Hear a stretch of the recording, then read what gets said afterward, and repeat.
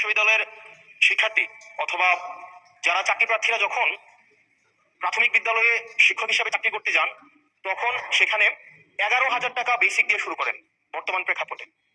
অর্থাৎ এই চাকরিটা হচ্ছে 13 গ্রেডের চাকরি এবং তৃতীয় শ্রেণীর। একজন যখন সেকেন্ডারি এডুকেশনে চাকরি করতে যান, তখন বেসিক বেতন পান 16,000 টাকা। এটা দশম গ্রেডের এবং দ্বিতীয় শ্রেণীর চাকরি। আমাদের দেশের প্রাথমিক শিক্ষা এবং মাধ্যমিক শিক্ষা এই দুইটা হচ্ছে ফিডার ইনস্টিটিউশন। আমরা যদি ভালো শিক্ষার্থী ফিডার ইনস্টিটিউশন থেকে আমরা টারশিয়ারিতে পাঠাতে পারি, তাহলে সেখানে একটা রিসার্চ বেসড আমরা একটা আউটকাম পাবো। মাননীয় প্রধানমন্ত্রীর কাছে আমার প্রশ্ন, বর্তমান বাস্তবতায় 11,000 টাকা বেসিক এবং 16,000 টাকা বেসিক দিয়ে এই আসলে শিক্ষক হতে আগ্রহ নিয়ে এসে এখানে আসলে দিন শেষে সার্ভাইভ করা খুব কঠিন হয়ে যায়।